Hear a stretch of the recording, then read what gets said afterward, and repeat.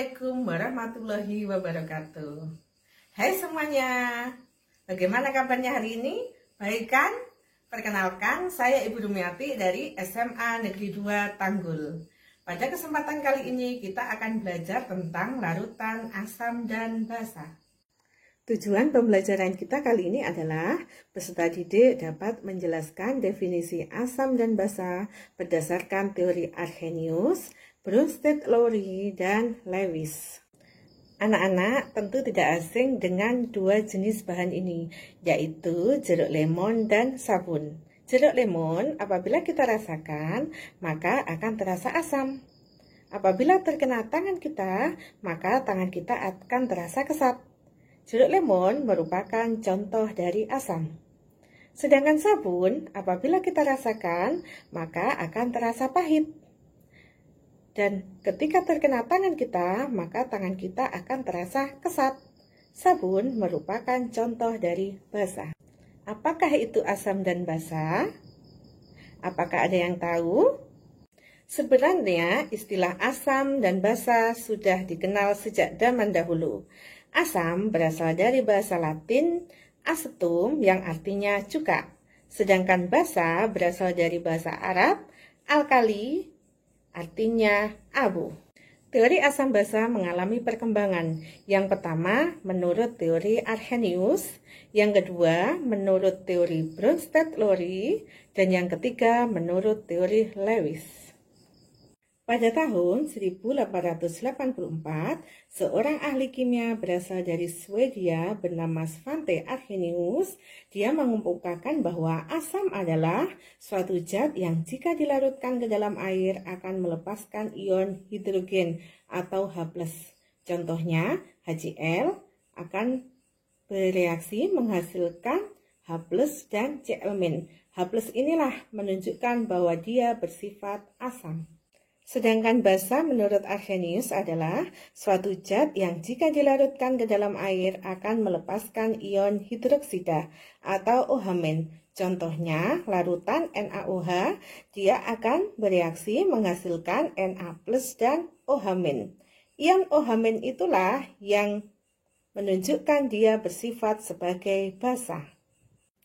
Pada tahun 1923, seorang ahli kimia berasal dari Denmark bernama J.N. Bronsted dan T.M. Lowry yang berasal dari Inggris, dia mengemukakan bahwa asam merupakan senyawa yang mampu memberikan proton atau H+ pada senyawa lain dan biasa disebut juga sebagai donor proton.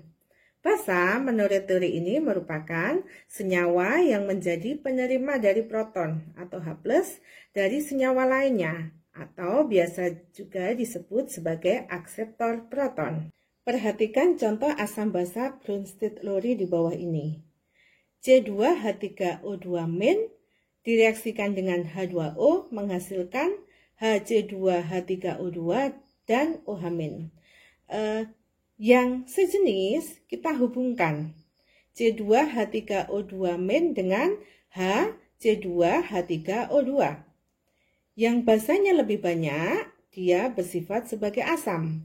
Karena letaknya setelah tanda panah disebut dengan asam konjugasi. Sedangkan yang hanya lebih sedikit, dia bersifat sebagai basa.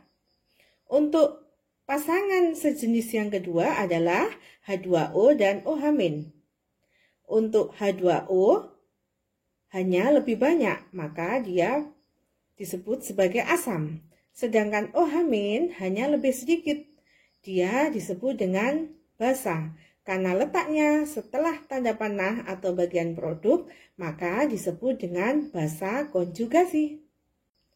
Pada tahun 1932, seorang ahli kimia berasal dari Amerika Serikat bernama Gilbert and Lewis.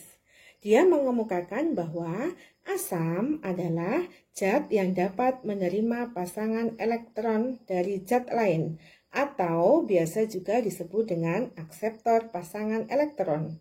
Sedangkan basa adalah zat yang dapat memberikan pasangan elektron atau biasa juga disebut dengan donor pasangan elektron.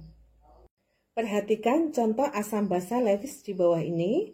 Senyawa BF3 dengan NCH3 3 kali. N mempunyai pasangan elektron bebas yang disumbangkan terhadap B. Maka N bertindak sebagai basa.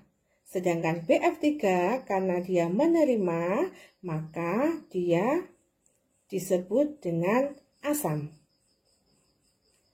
Kemudian ada tanda panah N ke B, maksudnya N menyumbangkan pasangan elektron bebasnya ke B.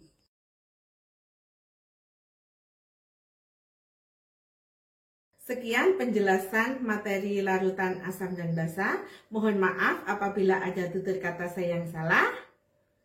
Wassalamualaikum warahmatullahi wabarakatuh.